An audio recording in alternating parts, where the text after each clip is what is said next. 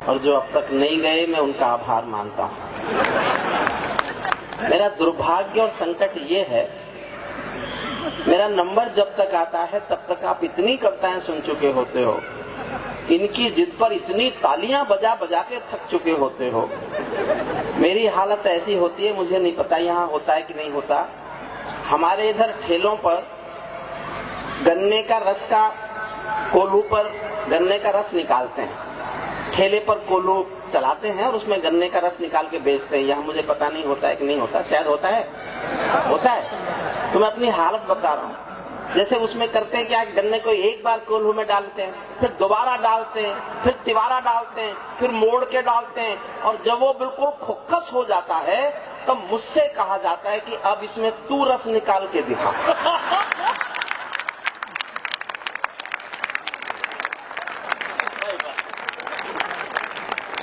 मैं नींबू फंसा के कोशिश करता हूं, नींबू नहीं मिलेगा तो मैं आलोक जी को फंसा दूंगा। बहुत अच्छा सबने पढ़ा, ये जिम्मेदारी मुझ पर डालते हैं आलोक जी और यहाँ के लोग। अगर आपको ऐसा लगा हो कि मैंने जिम्मेदारी निभाने में ईमानदारी बरती है तो मैं चाहता हूं इन तमाम कवियों के सम्मान में एक बार जोरदार तालियां।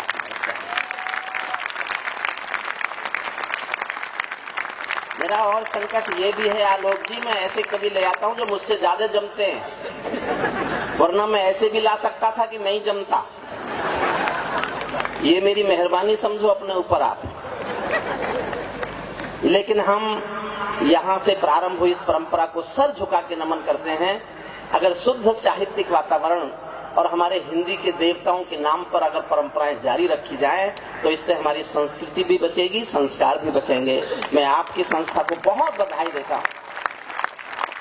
बीएल शर्मा जी का नाम लिया बैठे हैं, वो मेरे भी संयोजक रहे हैं। कांतिलाल जैन साहब मेरे भी संयोजक रहे हैं। कुछ दिन से उनकी संस्था की आर्थिक स्थिति अच्छी नहीं है, इसलिए यहाँ सुनने चले आए, वरना तो अपने यहाँ बुला के सुनते थे पहले तो मुझे। बीएल शर्मा जी बुला रहे हैं आप। शर्मा जी इन सबको 30 जनवरी को, उनका 2 फरवरी जन्मदिन होता है लेकिन वो इस बार अपने जन्मदिन पर नहीं करके 30 जनवरी को बुला रहे हैं। मुझे बुला रहे हैं, इन सबको नहीं बुला रहे हैं,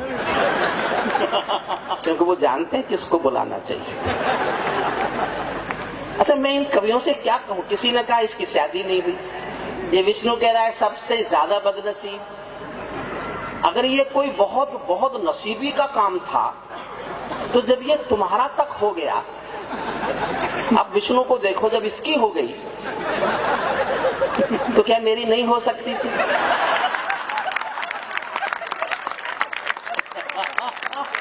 इनको ज्ञान नहीं था, मुझे ज्ञान था। मुझे मालूम था कि जिसकी नहीं होती उसको एक बार हिंदुस्तान का प्रधानमंत्री और एक बार राष्ट्रपति बनाया जाता है। एक ही बार बनाया जाता है, एक ही बार बनना है। आलोक जी अगली बार बुलाए तो नंबर मेरा ही था, ये तो बाद में बीच में आ गए। नमो नमो में क्या करूं। लेकिन साहब ये भी महसूस हुआ, जिसकी हो जाए और छोड़ दे तो फिर मन की बात भी रेडियो पे ही होती है। मन की बात और किससे करती? मैं इनको इसलिए मैं इनको निपटाना चाहता हूँ, वरना कल मुझे फिर छेड़ेंगे ये लोग। ये काय के छोटे भाई जो मेरे कुंवारे रहने का भी हंसी उड़ाते हैं। अगर मेरा साथ दें तो मैं इनके सबके पोस्टर उखाड़ सकता हूँ। अभी एक शादी शुदा भगवान जी के मंदिर में गया। आलोक जी अगर किसी व्हाट्सएप पे मिल जाए तो मुझे बता देना, कल से जाएगा व्हाट्सएप पे। भगवान जी के मंदिर में गया, शादी शुदा, पूजा की, भगवान खुश। बोले भाई तुमने बहुत पूजा की, मैं बहुत खुश हो गया, चलो मुझसे एक मन्नत मांग लो, एक मन्नत मांग लो, जो मांगोगे दूंगा। शादीशुदा बोला मुझे कुंवारा कर दो। इस बात पर मैं अगली बार जो कहने जा रहा हूं आपको लगे कि मैंने ठीक बात ढूंढी है, तो पूरे सदन का इतना बड़ा ठहाका चाहता हूं कि ये कल से मुझे छेड़ना बंद कर। शादीशुदा ने पूजा की, भगवान खुश, बोले एक मन्नत मांग लो। शादीशुदा बोला मुझे कुंवारा कर दो। भगवान की आंखें लाल हो गई, बोले गधे, मैंने तुझे मन्नत मांगने के लिए कहा था, जन्नत मांगने के लिए नहीं कहा था।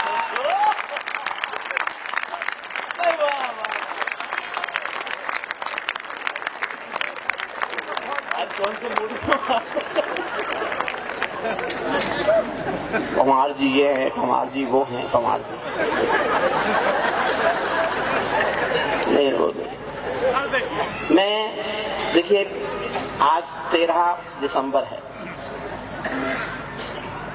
अगर मुझे सारे अधिकार होते इस कवि सम्मेलन के शीर्षक रखने के तो मैं 13 दिसंबर को हिंदुस्तान की संसद पर हमला करने वाले मरे अपने सैनिकों के सम्मान को भी इस कवि सम्मेलन से जोड़ने का अनुरोध करता हूं। संसद पर हमला 13 दिसंबर को हुआ था और मैं अपनी सबसे नई कविता प्रारंभ करता हूं जो मैंने बहुत गुस्से में लिखी है। लिखी भी नहीं, अभी लिख ही रहा हूं। पहली एक लाइन पढ़ूंगा, 2 लाइन, और वो 2 लाइन तय करेंगी कि मैं ये कविता सुनाऊं कि बदल दूं। बिल्कुल आज की एक कविता सुनाना चाहता हूं। मुमताज जी ने बहुत बेहतरीन नज्म पढ़ी अजीजो, और वो इसको 30 साल से पढ़ रही हैं। सुना किसी अजीज ने? वो नहीं सुनते तो क्या करें? फिर वो करो जो मैं कह रहा हूं। 2 पंक्तियां पढ़ता हूं, अगर एक भी व्यक्ति की तालियां नहीं उठी तो मैं कविता बदल दूंगा। देखिए इतनी बड़ी चुनौती नहीं दे सकता। एक भी व्यक्ति बिना ताली बजाए रह गया तो मैं कविता बदलूंगा। केवल 2 पंक्तियां तय करेंगी कि मैं ये कविता सुनाऊं कि और कविता सुनाऊं। ये पाकिस्तानी गालों पर दिल्ली के चांटे होते, ये पाकिस्तानी गालों पर दिल्ली के चांटे होते, गर हमने 2 के बदले में 20 शीश काटे होते।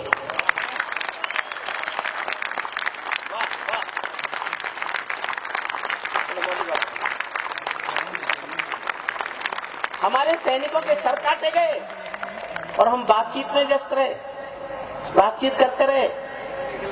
मैंने विष्णु से पूछा, विष्णु हमारे सैनिकों का सर काट के ले गया पाकिस्तान, किया क्या होगा? हमारे सैनिकों के सर का किया क्या होगा? विष्णु ने बड़ा जवाब दिया। विष्णु ने कहा, भाई साहब उसकी फौज कायर है, वो अपनी कायर फौज को दिखाना चाहता होगा कि बहादुर हिंदुस्तानी के बेटे का सर होता कैसा है, जो कट तो सकता है झुक नहीं सकता।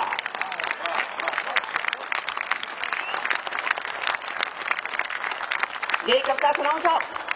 तो फिर जोरदार तालियों का आकाश एक उठाइए आप मेरी कविता आपको सुनाओ। आलोक जी, कविता और कवि सम्मेलन का अंतर जिस दिन समझ जाओगे उस दिन कवियों को ज्ञान नहीं दोगे। आपने कविता और कवि सम्मेलन का सामंजस्य बिठाया, इसके लिए मैं आपको बहुत बहुत बधाई देता हूं। मैं 4 लाइन सुनाता हूं जो मेरी नहीं है। क्या गुजरती है साहब? ये एक एहसास है कि एक माँ का एक बेटा शहीद हो जाए तो वो कहती है मेरे 4 बेटे और होते तो सीमा पर भेज देती। ये एक एहसास है। सच कितना होता है मैं नहीं जानता, लेकिन जो सच होता है उस पर 4 लाइन सुनना। एक मेरा छोटा भाई मनोज है, किसी का बेटा सीमा पर शहीद हो जाता है, विस्फोट में पूरी बॉडी उड़ जाती है, पूरा तन विस्फोट में उड़ जाता है। उसके घर पर क्या गुजरती है, आपको महसूस हो कि एक पंक्ति महाकाव्य हो सकती है। मैं इस एहसास के साथ 4 लाइन पढ़ना चाहता हूं। सुख भरपूर गया, मांग का सिंदूर गया, नन्हे नौनिहालों की लंगोटियां चली गई। क्या गुजरती है किसी घर पर? 4थी पंक्ति पर पूरे सदन को मैं अपने से जुड़ा देखना चाहता हूं। सुख भरपूर गया, मांग का सिंदूर गया, नन्हे। आदरणीय बैठ जाओ प्लीज, प्लीज बैठ जाओ। मैंने जिन सरकारों पर लिखा वो बैठ गई।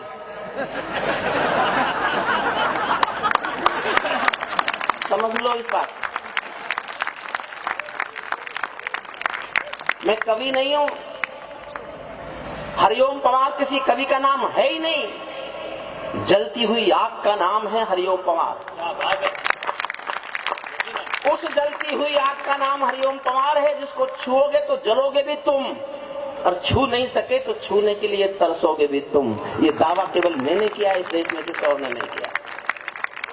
सुख भरपूर गया, मांग का सिंदूर गया, नन्हे नौनिहालों की लंगोटियां चली गईं। बाप की दवाई गई, भाई की पढ़ाई गई, छोटी छोटी बेटियों की चोटियां चली गई। बाप की दवाई गई, भाई की पढ़ाई गई। 4थी पंक्ति के तैयार रहना साहब। बाप की दवाई गई, भाई की पढ़ाई गई, छोटी छोटी बेटियों की चोटियां चली गई। ऐसा विस्फोट हुआ जिस्म का पता ही नहीं, पूरे ही जिस्म की बोटियां चली गई। आपके लिए तो एक आदमी मरा है साहब, किंतु मेरे घर की तो रोटियां चली गई, किंतु मेरे घर की तो रोटियां। आपसे 20 सेकंड और मांगता हूं साहब, मेरी कविता को समझ सकें इसके लिए 20 सेकंड और रहना। एक पालतू तोता था किसी के पास पिंजरे में। एक दिन मालिक ने कहा, मैंने तेरा शाम तक का खाना रख दिया है, मैं पड़ोसी गांव जा रहा हूं, तुम शाम तक खाना खा लेना। तोता बोला, मालिक उस गांव में तो मेरे गुरु रहते हैं, आप मेरे गुरु को मेरी राम राम बोलोगे? मालिक ने कहा, मिलेगा तो बोल दूंगा। पड़ोसी गांव गया, मालिक वहां एक बूढ़ा तोता मिला। उसने कहा, मेरे तोते ने तुझको राम राम भेजा है। उस बूढ़े तोते ने सुना और मर गया। मालिक लौट के आया, पिंजरे के तोते ने पूछा, मेरे गुरु मिले क्या? मालिक बोला, काय के तेरे गुरु यार, मैंने तेरी राम राम दी और वो तो सुनते ही मर गया। इतना सुनते ही पिंजरे का तोता भी मर गया। जब पिंजरे का तोता मर गया तो उसने दरवाजा खोला तो तोते की आत्मा कहती चली गई कि मालिक तुम समझे नहीं, मेरे गुरु ने मेरे लिए संदेश भेजा है कि जिसको आजाद होना है उसको मरना आना चाहिए।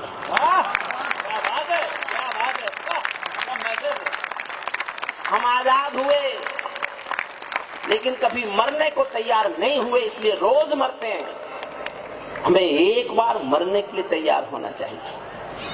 मैं कविता पढ़ूंगा और कुछ नहीं बोलूंगा, बस मैं एक अनुमति और चाहता हूं, आपसे आज्ञा लेता हूं। मैं कमर दर्द से पीड़ित हूं बहुत बुरी तरह से, मुझे बैठ के पढ़ने की अनुमति आप दे दें। एक बार ताली बजाकर फिर मैं आपको बताऊं। एक कुर्सी दे दीजिए प्लीज। आप बुजुर्ग नहीं उठे कोई, अब वो युवा पीढ़ी कहां गई? देखिए बहुत साहित्यकार यहाँ बैठे हुए, मैं जानता हूँ मेरे बड़े भाई राजेंद्र चौधरी मेरठ के हैं, यहाँ उनका बेटा नौकरी करता है, बड़े साहित्यकार हैं, एक बार आपने सुना भी था उनको।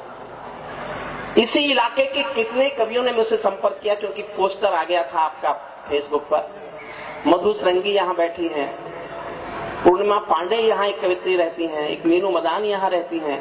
अगर आप सचमुच हिंदुस्तान के हिंदी के देवताओं का सम्मान करते हैं तो अपने आस पास के कवियों के सम्मान के साथ साथ आलोक जी में एक प्रस्ताव रख के जाता हूं। मेरा एक प्रस्ताव है, बंबई में समस्त हिंदी की संस्थाओं को मेरा प्रस्ताव है, जब भी हिंदी का कवि सम्मेलन करो उसमें एक मराठी के साहित्यकार का सम्मान करो।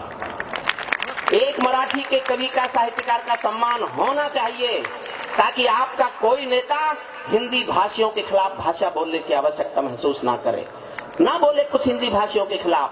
आप हिंदी कवि सम्मेलन में मराठी के साहित्यकारों का सम्मान करना सीखिए, भाषाओं को बढ़ाइए, क्योंकि यहाँ की बड़ी बहन मराठी है। आप मराठी के अंचल में रहते हैं और मराठी के अंचल में हिंदी को इतना प्यार करते हैं। हम हिंदी के अंचल में रहने वाले लोग आपके सामने सर झुकाकर आपका अभिवादन करते हैं, आपको सलाम करते हैं, आपका अनुरोध करते हैं।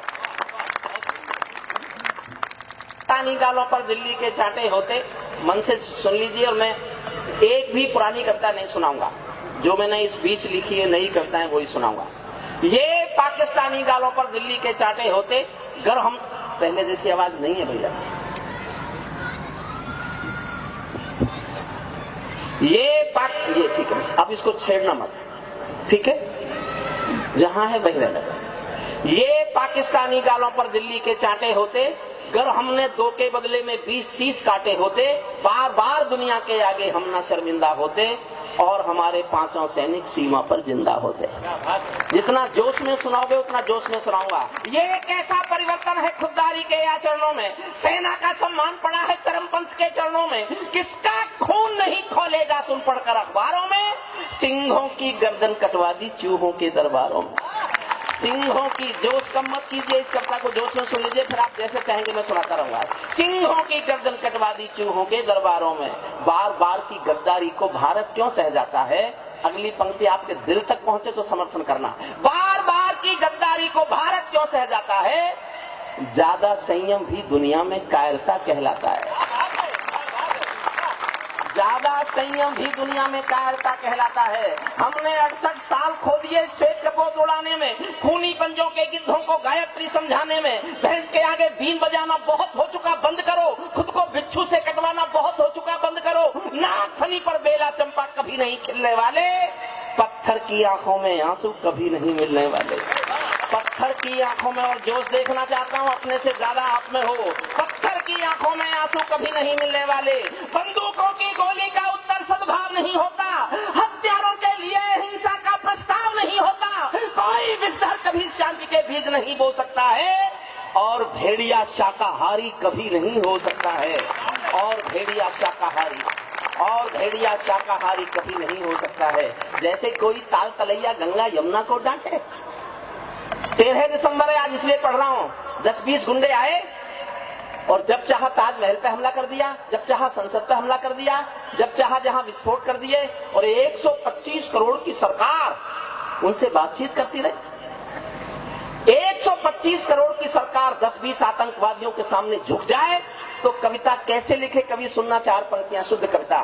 जैसे कोई ताल तलैया गंगा यमुना को डांटे, 4 तमंचे मार रहे थे एटम के मुंह पर चाटे, जैसे एक समंदर चुल्लू भर जल गागर से मांगे, ऐसे घुटने टेक रहा था सूरज जुगनू के आगे, ऐसे घुटने टेक रहा था सूरज जुगनू के आगे। ये कैसा परिवर्तन है खुददारी के आचरणों में। सेना का सम्मान पड़ा है चरमपंथ के चरणों में। पीपल छाया मांग रहा था युक्ति करके पेड़ों से। ये तो धन्य है भगवान, देश को ऐसा नेता मिल गया जिसने पहली बार बोलने की हिम्मत की कि सीमा पर गोली का जवाब नेता की गोली नहीं देगी, स्ट्रैगर की गोली देगी। वरना तो हो क्या रहा था सुनना साहब, पीपल छाया मांग रहा था यूं करके पेड़ों से, जैसे कोई शेर सुरक्षा मांग रहा हो भेड़ों से। जैसे कोई मोती खोजे झीलों की गहराई में। 68 साल पर एक लाइन बोलता हूं। भारत पाकिस्तान के रिश्तों के 68 साल पर मैं एक लाइन बोलता हूं। एक लाइन में लगे कि मैं निबंध लिखा है, मैंने एक पंक्ति का निबंध 68 सालों पर।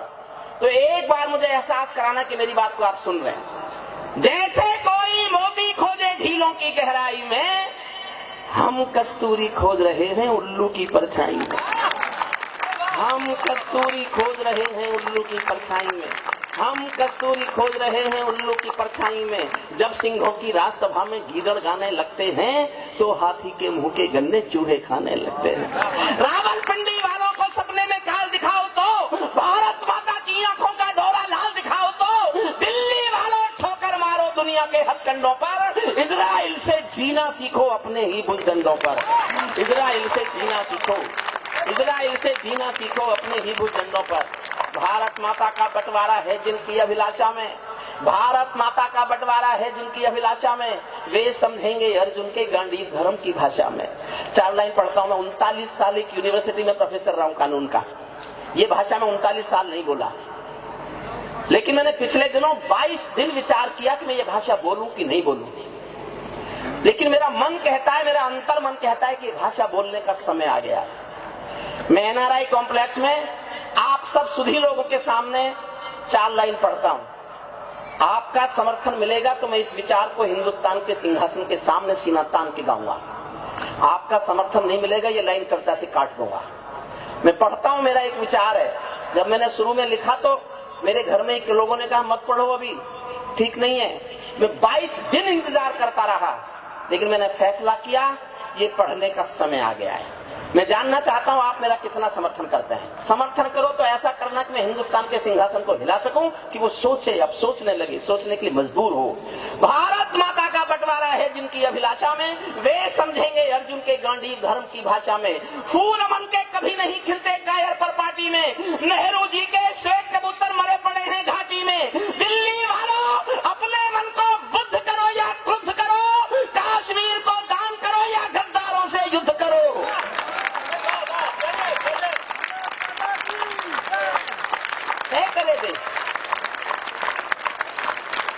कश्मीर को दान करो या गद्दारों से युद्ध करो। जेल भरे क्यों बैठे हैं हम आदमखोर दरिंदों से, आजादी का दिल घायल है जिनके गोरख धंधों से। घाटी में आतंकवाद के कारक बने हुए हैं जो, बच्चों की मुस्कानों के संघारक बने हुए हैं जो, उन जहरीले नागों को भी दूध पिलाती है दिल्ली, मेहमानों जैसी बिरयानी चिकन खिलाती है दिल्ली। उन जहरीले नागों को भी दूध पिलाती है दिल्ली, मेहमानों जैसी बिरयानी चिकन खिलाती है दिल्ली। जिनके कारण पूरी घाटी जली दुल्हन सी लगती है, जिनके कारण माँ की बिंदी दाग दिखाई देती है, वैष्णो देवी माँ के घर में आग दिखाई देती है। उनके पैरों बेड़ी जकड़े जाने में देरी क्यों है, उनके फन पर एड़ी रगड़े जाने में देरी क्यों है, उनके फन पर एड़ी रगड़े जाने में देरी क्यों है। चंद किराए के ये गुंडे और तमंचे पिंडी के। मैं विचारधारा का व्यक्ति नहीं हूं, लेकिन किसी की सामर्थ्य और स्पष्ट सोच का समर्थन करने का हिम्मत करने वाला व्यक्ति हूं। चंद किराए के ये गुंडे और तमंचे पिंडी के सौदागर बनकर बैठे हैं आतंकों की मंडी के। पहले इनको संविधान की परिभाषा में समझा दो, ना समझे तो बाल ठाकरे की भाषा में समझा दो, ना समझे तो बाल ठाकरे की भाषा में समझा दो। कश्मीर में एक विदेशी देश दिखाई देता है। मैं रोया हूं लिखते हुए। मैं जानना चाहता हूं आपके दिल पर क्या गुजरती है ये सुनकर। कश्मीर में एक विदेशी देश दिखाई देता है, संविधान को ठुकराता प्रवेश दिखाई देता है। वे घाटी में भारत के झंडों को रोज जलाते हैं, सेना पर हमला करते हैं, खूनी फाग मनाते हैं। हम दिल्ली की खामोशी पर शर्मिंदा रह जाते हैं। भारत मुर्दाबाद बोलकर वे जिंदा रह जाते हैं। खामोशी पर शर्मिंदा रह जाते हैं, भारत मुर्दाबाद बोलकर वे जिंदा रह जाते हैं। जिनके कारण पूरी घाटी जली दुल्हन सी लगती है, पूनम वाली रात चंद्रमा चंद्रहीन दिखाई देती है। जिनके कारण जब चौराहों पर हत्यारे महिमा मंडित होते हों। मैं सब ऐसे नहीं बोल रहा, मेरे पास बहुत पीछे थ्योरीज हैं, मैंने बहुत दुखी होकर कविताएं लिखी हैं। जब चौराहों पर हत्यारे महिमा मंडित होते हों, भारत मां की मर्यादा के मंजर खंडित होते हों, जब कृष्ण भारत के नारे हों गुलमर्गा की गलियों में, शिमला समझौता जलता हो बंदूकों की नलियों में, तो केवल आवश्यकता है हिम्मत की, खुददारी की। दिल्ली केवल 2 दिन की मोहलत दे दे तैयारी की। सेना को आदेश थमा दो, घाटी गैर नहीं होगी। जहां तिरंगा नहीं मिलेगा उनकी खैर नहीं होगी। जहां तिरंगा नहीं मिलेगा, जहां तिरंगा नहीं मिलेगा उनकी खैर नहीं होगी। बर्मा बांग्लादेश तलक सीमा पर ऐंठे रहते थे। बर्मा तक ने घुसपैठ की है भारत में। अपने इतिहास को आने वाली पीढ़ियां पढ़ेंगी तो रोएंगी पढ़कर कि कैसा देश था। बर्मा बांग्लादेश तलक सीमा पर ऐंठे रहते थे। हुजूर बैठ जाओ प्लीज, कहीं बैठ जाओ, कोई नहीं, फोटोग्राफर भी क्या करेंगे। बर्मा बांग्लादेश तलक सीमा पर ऐंठे रहते थे और हमारे नेता चूड़ी पहने बैठे रहते थे। क्या बात है, क्या बात है। दिल्ली डरी डरी रहती थी पाक चीन की बॉर्डर पर, सेना बांधे हाथ खड़ी रहती थी किसके ऑर्डर पर।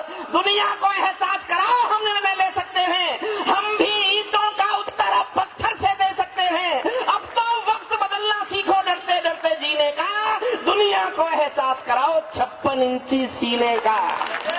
दुनिया को एहसास कराओ, दुनिया को एहसास कराओ 56 इंची सीने का। दुनिया को एहसास कराओ 56 इंची सीने का। सिंहासन के माने होते हैं सिंहों का आसन हो। कायरता से दूर अटल संकल्पों का अनुशासन हो। सैनिक अपने प्राण गंवाकर देश बढ़ाकर जाते हैं। 4 पंक्ति मुझे बहुत अच्छी लगी, मैं लिख के खुश हुआ। सैनिक अपने प्राण गंवाकर देश बढ़ाकर जाते हैं, बलिदानों की बुनियादों पर राष्ट्र खड़ा कर जाते हैं। जिनको मां के बलिदानी बेटों से प्यार नहीं होगा उन्हें तिरंगे को लहराने का अधिकार नहीं होगा। उन्हें तिरंगे को, तालियां कम मत कीजिए सब, जोश बढ़ाए रखना चाहता हूं मैं आपको। उन्हें तिरंगे को लहराने का अधिकार नहीं होता। राजमहल के आचरणों की गंध हवा में जाती है। जब हरिओम पवार मर जाएगा तो शायद एक पंक्ति देश सोचेगा, सुनेगा, इस पर सोचेगा, विचार करेगा। राजमहल के आचरणों की गंध हवा में जाती है। राजा कायर हो तो बिल्ली सिंहों को धमकाती है। राजा कायर हो तो बिल्ली सिंहों को धमकाती है। राजेंद्र चौधरी आपको समर्पित करता हूं। राजा कायर हो तो बिल्ली सिंहों को धमकाती है। भारत एक अखंड राष्ट्र है, 1.25 अरब की ताकत है। कोई हम पर आंख उठा ले किसकी भला हिमाकत है। धरती अंबर और समंदर को ये भाषा समझा दो। दुनिया के हर पंच सिकंदर को ये भाषा समझा दो। अब खंडित भारत मां की तस्वीर नहीं होने वाली। कश्मीर किसी के अब्बा की जागीर नहीं होने वाली। कश्मीर किसी के अब्बा की जागीर नहीं होने वाली। कश्मीर किसी के अब्बा की जागीर नहीं होने वाली। बुद्धिजीवियों को ये भाषा अखबारी लग सकती है। इस देश को 2 चीजों से खतरा है बस, बुद्धिजीवियों से और मीडिया से, केवल 2 लोगों से। जानते हो देश के बुद्धिजीवी कौन है? जो बंबई के बम कांड के 300 हत्याओं के जिम्मेदार आदमी की फांसी रोकने के लिए रात के 3 बजे सुप्रीम कोर्ट खुलवाते हैं, वो इस देश के बुद्धिजीवी है।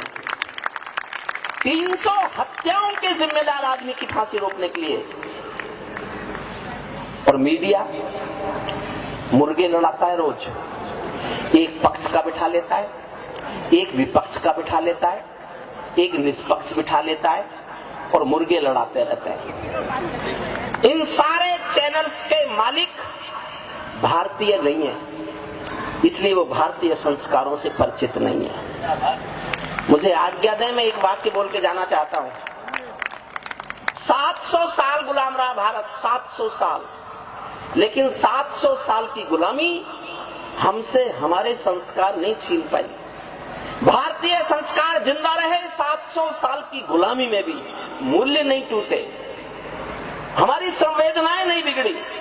700 साल सह लिए हमने, लेकिन पिछले 7 साल में जो टेलीविजन दिखा रहा है उससे हमारे संस्कार टूटने लगे, हमारे संस्कृति बिगड़ने लगी, हमारे मूल्य टूटने लगे। हमारे बस यही समझ में नहीं आता, ये चैनल है किस देश के। इनको भूख नहीं दिखती, गरीबी नहीं दिखती, जो दिखता है वो है नहीं, और जो है वो ये देखते नहीं है। हमारे एक कवि ने लिखा है कि ये तो भुखमरी का कोई भी विज्ञापन भी तब तक नहीं करेंगे जब तक उसका स्पॉन्सर ना हो कोई। गरीब को मरता हुआ नहीं दिखाएंगे जब तक उसके लिए कोई स्पॉन्सरशिप नहीं मिल जाए उनको।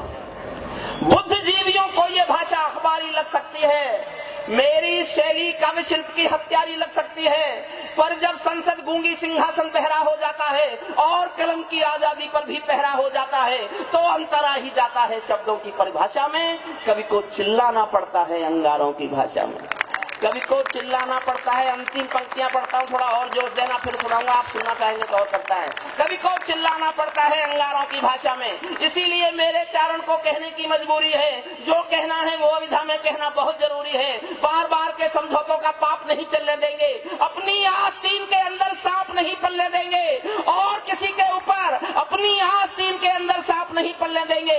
हम दिल्ली को दादाओं का दाव नहीं सहने देंगे, शब्द को उसमें क्षमादान ही शब्द नहीं रहने देंगे, और किसी के ऊपर अपने पाप नहीं टाले जाएं। अब समझौता करने वाले हाथ काट डाले जाएं, अब समझौता करने वाले।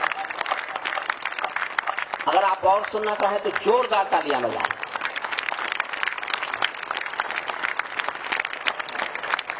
गला तो मेरा 4 कविताओं के बाद साफ होता है, यहां कभी आज तक हुआ ही नहीं साफ। हाँ, पुलिस कमिश्नर साहब बैठे हैं क्या? हैं? तो नहीं, मुझसे तुड़वाओगे? कमिश्नर सर, आपको जानकारी देता हूं, मैं चौधरी चरण सिंह यूनिवर्सिटी में लॉ का डीन था। 1995 में जो PIL सुप्रीम कोर्ट में हुई थी, जिस PIL के बाद सुप्रीम कोर्ट ने फैसला दिया कि हिंदुस्तान में 10 बजे के बाद कोई भी लाउड स्पीकर नहीं बजना चाहिए, वो हमने जारी कराई थी, हमने की थी वो PIL। और आप मुझसे चाहते हैं नियम तोड़ दो और पुलिस कमिश्नर की मौजूदगी में तोड़ दो? बहुत अच्छे, सरकार है। चलिए साहब, मैं तो सुनाता रहूंगा, मुझे कोई बात। आप मोदी जी पे कविता सुनो। हरिओम पवार जी को सुनना अपने आप में एक अनुभूति है। अगर मोदी जी को सुनना चाहते हैं तो तालियां तो बजनी चाहिए ना। मेरी विनम्र प्रार्थना है तरंगम में थोड़ा हो जाए और द्वार। देखिए, मेरी आज भी मान्यता है, जिस दिन मैंने कविताएं लिखनी शुरू की उस दिन भी मेरी मान्यता थी, कविताएं कभी भी किसी भी सरकार का समर्थन नहीं होती। कविताएं जब भी सरकार का समर्थन करेंगी, या तो सरकार गिर जाएंगी या कविताएं मर जाएंगी, साथ नहीं चल सकता। मैं मोदी जी पे कविता सुना रहा हूं, आप आश्चर्य करेंगे। मेरा संकट यह था, जब मोदी जी की सरकार आई, पहली चली गई, तो हम करें क्या? जिनको हटाना चाहते थे वो तो हट गए, ये आ गए, इनको हटाना चाहते नहीं है, प्रशंसा करें तो ये गए। मैंने एक ऐसी कविता लिखी साहब जिसमें एक शब्द प्रशंसा नहीं है और एक शब्द मोदी के खिलाफ नहीं है। आप कल्पना कर सकते हैं राजेंद्र भाई, मैंने तलवार की धार पर खड़े होकर कविता लिखी है। क्या बात है। इधर जाता तो बट जाता, इधर जाता तो कट जाता, ठीक तलवार की धार पे खड़े होकर कविता लिखी है। मन से सुनिएगा। पीछे बस भोजन शुरू कर दिया है, यही होता है। आपने कब सम्मेलन पर भोजन रखा है? मुझे लगेगा कि भोजन पर कब सम्मेलन हो रहा है। आलोक जी, अगर आप ऐसा मानते हैं कि लोग बिना भोजन किए कविता सुनने नहीं आएंगे, तो एक बार इस धारणा को तोड़ के देखिए। सब अपने घर में अच्छा खाना खाते हैं, और जैसा सब आप लोग अपने घर में खाते हैं उससे अच्छा आप नहीं खिलाते होंगे। वही खाना होगा जो अपने घर में अमीर आदमी रोज खाता है। तो कविता सुनने के लिए भोजन की रिश्वत मत दीजिए। सही।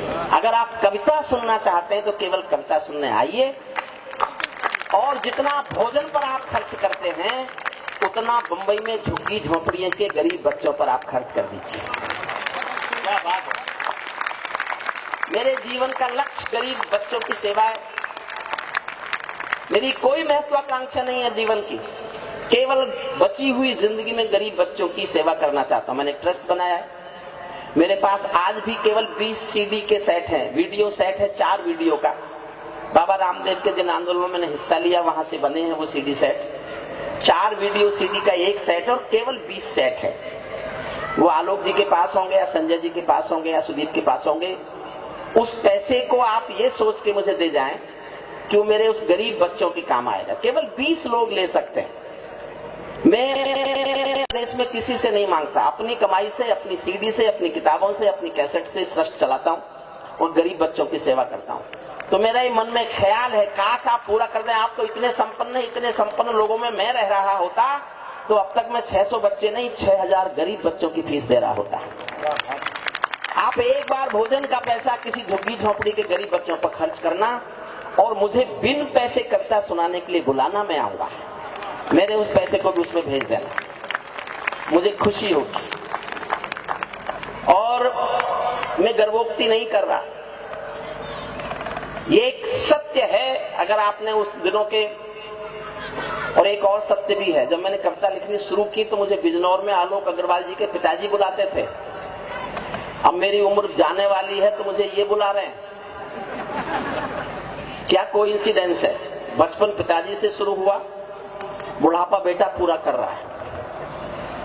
मैं आभारी हूं उनका कि उन्होंने मुझे हर वर्ष इस कार्यक्रम में आने का अवसर दिया। पिछले वर्ष में नहीं आ पाया था, कुछ मेरे पारिवारिक कारणों के कारण। मैं चाहता तो जहां 282 बैठे में हो सकता था। मांगने वाले हजारों होंगे, मिले हुए टिकट को लौटाने वाला केवल हिंदुस्तान में मैं अकेला। खुशामदें हुई थी, इन सब बड़ों ने खुशामदें की थी कि लड़ लो किसी में। मैंने संकल्प लिया था जिस दिन कवि बना था कि मैं सिर्फ कवि रहूंगा। और आज पहली बार बोल रहा हूं, मैं ये बोलता नहीं हूं। जिस आंदोलन, जो बुजुर्ग लोग यहाँ पर बैठे हैं, गांधी जी, भरत जी, ये सब जानते होंगे। और आपने समाचार जानते हो आप, तो आपको शायद याद होगा बोट क्लब की जिस रैली के बाद हिंदुस्तान में इमरजेंसी लगाई थी इंदिरा गांधी ने, उस बोट क्लब की रैली पर मंच पर सिर्फ 3 लोग थे। नानाजी देशमुख थे, जयप्रकाश नारायण थे और हरिओम पवार था। मैंने जेपी जिंदाबाद के नारे लगाने के लिए मीसा भोगा है, लेकिन मैं राजनीति में नहीं गया। मैंने राजनीति में काम नहीं किया। मैं केवल एक कवि बन के जिया। उसी का सबूत एक कविता देता हूं। आपको मेरी कविता तटस्थ लगे तो बहुत प्यार से सुनना और प्यार से सहेजना, बस बीच में कोई मत उठना। मैं ताजों के लिए समर्पण वंदन गीत नहीं गाता। मैं ताजों के लिए समर्पण वंदन गीत नहीं गाता। दरबारों के लिए कभी अभिनंदन गीत नहीं गाता। कौन भले हो जाऊं लेकिन मौन नहीं हो सकता मैं। जयशंकर प्रसाद के नाम पर कब सम्मेलन है तो एक पंक्ति समझेंगे आप, एक पंक्ति सुनना। कौन भले हो जाऊं लेकिन मौन नहीं हो सकता मैं।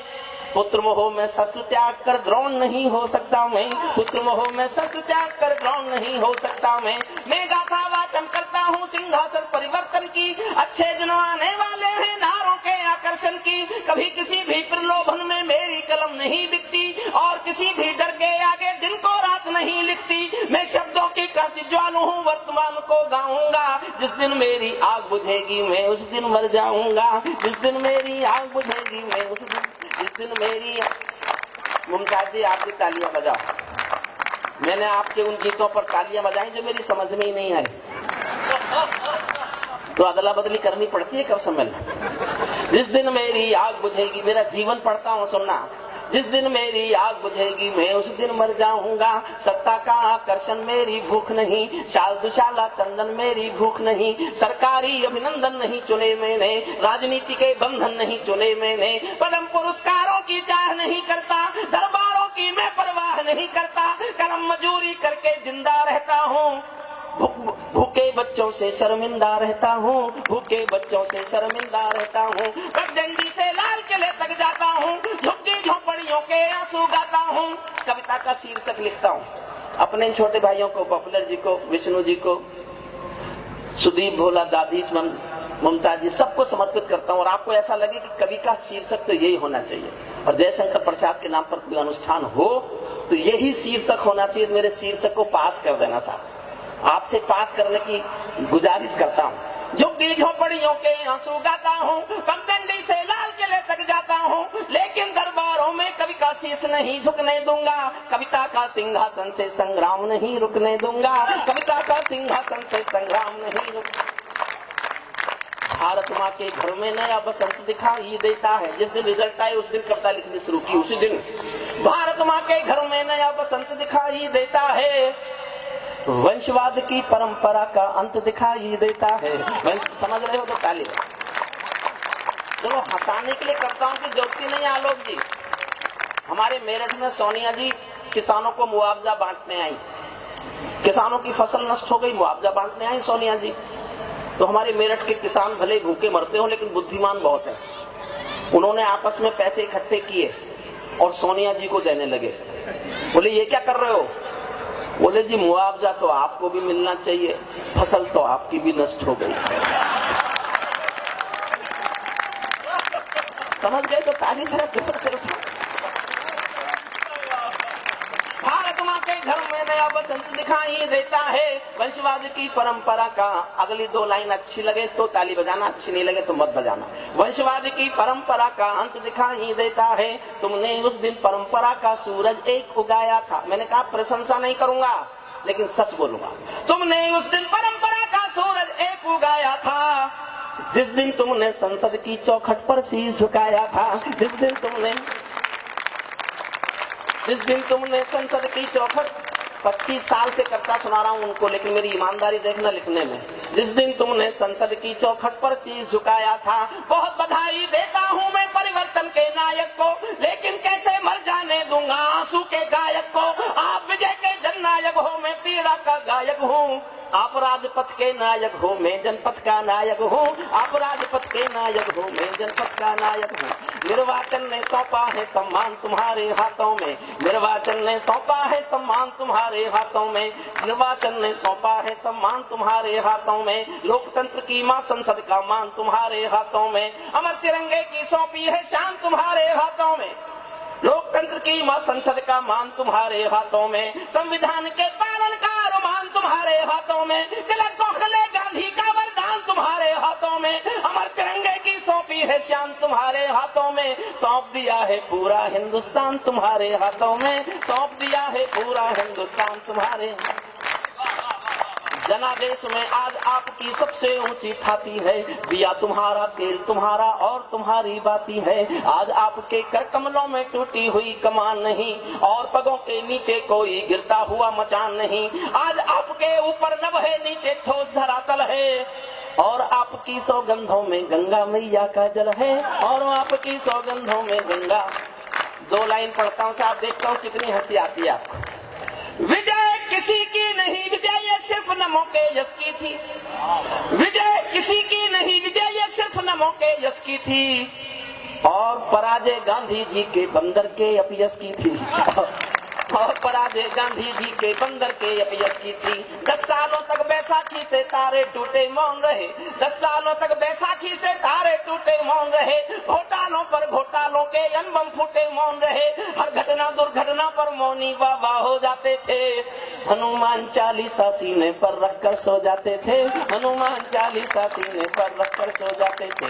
जिस ईमानदार के घर में कौल दलाली पलती हो, उस दब्बू ईमानदार के पाप नहीं छिपने दूंगा, कविता का सिंहासन से संग्राम नहीं रुकने दूंगा, कविता का सिंहासन से संग्राम नहीं रुकने। आज आपके रथ के सारे घोड़े हिम्मत वाले हैं, कुछ साधु ज्यादा हिम्मत वाले हैं। आज आपके रथ के सारे घोड़े हिम्मत वाले हैं, गायत्री के, गंगा माँ के, गैया के रखवाले हैं। लेकिन दो लाइन सुनना साहब, अच्छी लगे तो समर्थन करना, लेकिन ये जहरीले भाषण जो भड़कीले नारे हैं, ये मोदी सिंहासन के हम दर्द नहीं हत्यारे हैं, ये मोदी सिंहासन के हम दर्द नहीं हत्यारे हैं। सिंहासन का हिस्सा बांटो तुम चाहो। मैंने जीवन में केवल या तो जेपी के साथ काम किया या मैंने एक साधु के साथ काम किया। मैंने जीवन में इसके सिवा किसी के साथ काम ही नहीं किया। एक साधु के साथ काम किया मैंने। आप जानते हो, लोग जानते होंगे मेरी जिंदगी आज कहां कटती है। आस्था पे आप लोग देखते होंगे। मैं उसके पक्ष में बोलता हूं, जो अच्छा लगा उतना बोलता हूं। वो जहां तक गए मैं उनको रोक नहीं सका, लेकिन मैं उनके वहां तक जाने का समर्थक नहीं था। बस मैंने इतनी विजय प्राप्त की कि मैं उनके कहने से वहां तक नहीं गया जहां तक वो ले जाना चाहते थे। सिंहासन का हिस्सा बांटो तुम उसको चाहो जिसको, भूल न जाना रामदेव के स्वाभिमान की कोशिश को, भूल न जाना रामदेव के स्वाभिमान की कोशिश को। जिनके अंदर संघर्षों का एक पुरोधा देखा है, जिनके अंदर युग परिवर्तन का एक योद्धा देखा है, जिसने काले धन पर घर घर जाकर अलग जगाया था। बाबा ने परिवर्तन का मौसम अनुकूल बनाया था। बाबा ने कथनी करनी का भेद मिटाकर दिखा दिया। वंशवाद को राजमहल से दूर बिठाकर दिखा दिया, वंशवाद को राजमहल से दूर बिठाकर दिखा। और 2 लाइन पढ़ता हूं और मैं देखना चाहता हूं आप में से कितने लोग हैं जो अपने को ताली बजाने से रोक सकते हैं। ये देखना चाहता हूं। 2 लाइन पढ़ रहा हूं। बाबा ने कथनी करनी का भेद मिटाकर दिखा दिया, वंशवाद को राजमहल से दूर बिठाकर दिखा दिया। स्वामी जी ने पतंजलि को पुनः जिलाकर दिखा दिया। पेट हिलाने वाले ने सरकार हिलाकर दिखा दिया, पेट हिलाने वाले ने सरकार हिलाकर दिखा दिया। ये भारत को जगत गुरु का मान दिलाकर मानेंगे, आज नहीं तो कल पूरा संसार हिलाकर मानेंगे। जब जब कोई शहंशाह भी टकरा गया फकीरों से, पूरी कविता की सबसे बड़ी पंक्ति पढ़ रहा हूं। जब जब कोई शहंशाह भी टकरा गया फकीरों से, शिकवा करता हुआ मिला है अपनी भाग्य लकीरों से, शिकवा करता हुआ मिला है अपनी भाग्य लकीरों से। जब चाणक्य शिखा खुलती है नंदवंश कट जाता है, मैं चंद्र बरदाई कुल का धर्म नहीं बिकने दूंगा, कविता का सिंहासन से संग्राम नहीं। अब मेरा तेवर लौटता है, मूल हरिओम पवार लौटता है जो हरिओम पवार है। सुनना साहब, हमने कई व्यथा भोगी है जनादेश नाकामी की। मैं हास्य के खिलाफ नहीं हूं। पॉपुलर जी पढ़े तो, सुदीप भोला पढ़े तो, ये पढ़े तो हमारा छोटा भाई दादीच, लेकिन एक बात याद कर लेना और इसको भूलना मत कभी भी। आप जिसके साथ खुल के हंस सकते हो ना, उसके साथ केवल एक दिन बिता सकते हो, केवल एक दिन। लेकिन जिसके साथ आप खुल के रो सकते हो, उसके साथ पूरी एक जिंदगी बिता सकते हो। इस बात को कभी मत भूलिए। हमने कई व्यथा भोगी है जनादेश नाकामी की, ये परिवर्तन चढ़ ना जाए भेंट कहीं बदनामी की। और आपको लगे कि कवि को ये बोलना चाहिए, बोलने का हक है, तो मेरे हक पर मोहर लगाना, पूरा सदन तालियां बजाकर। हमने कई व्यथा भोगी है जनादेश नाकामी की, ये परिवर्तन चढ़ ना जाए भेंट कहीं बदनामी की। जिंदा कौमें कभी झूठ की जय जयकार नहीं करती, भीगी पलके सिंहासन वालों को प्यार नहीं करती। झोपड़ियों की पीड़ा को जो भी दरबार नहीं सुनता, उसका भाषण लाल किला भी बारंबार नहीं सुनता, उसका भाषण लाल किला भी बारंबार नहीं सुनता, उसका भाषण लाल किला भी बारंबार नहीं सुनता। इस सवाल का उत्तर क्या है, मैं किसको समझाऊं क्या, मेरी समझ नहीं आया तो जनता को बतलाऊं क्या। सत्ताधीशों के अधरों पर पहरा क्यों हो जाता है, कभी कभी सिंहासन गूंगा बहरा क्यों हो जाता है, कभी कभी सिंहासन गूंगा। और मुझे हौसला देना, होश देना, मैं कहां तक जा सकता हूं सुनना। कभी कभी सिंहासन गूंगा बहरा क्यों हो जाता है, सत्ताधीशों के अधरों पर पहरा क्यों हो जाता है। मैं चारण हूं चौराहों पर आंख लाल कर पूछूंगा, सिंहासन के गिरेबान में हाथ डालकर पूछूंगा। जो भूखों के लिए किए हो काम बता दो मोदी जी, काले धन के गद्दारों के नाम बता दो मोदी जी, काले धन के गद्दारों के नाम बता दो मोदी।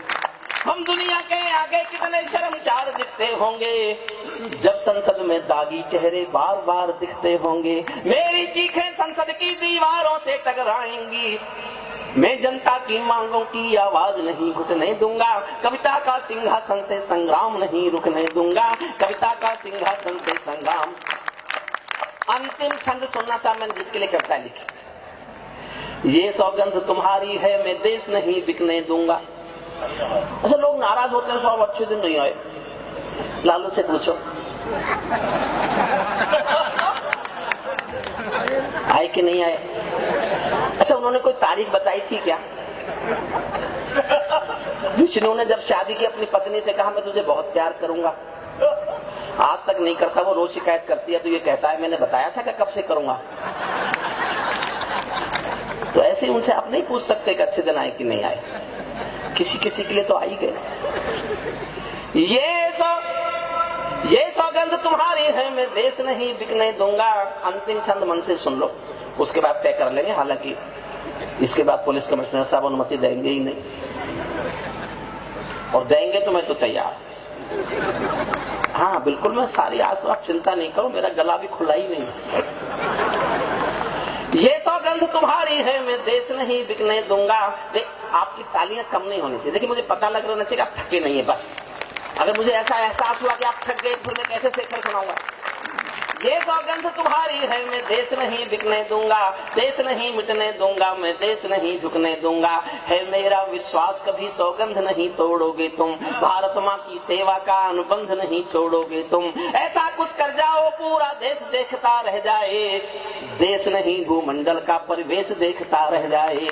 ऐसा कुछ कर जाओ पूरा देश देखता। क्या कर जाओ साहब? 12 लाइन पढ़ रहा हूं, कोई भी ये कर दे तो मैं क्यों वीर रस लिखूं? विष्णु जैसे गीत मैं भी लिख सकता हूं, कोई भी लिख सकता है अगर उससे सुविधा हो तो। लेकिन मैं आज तक ये नहीं समझा रसगुल्ला खाने की चीज है कि वर्णन करने की।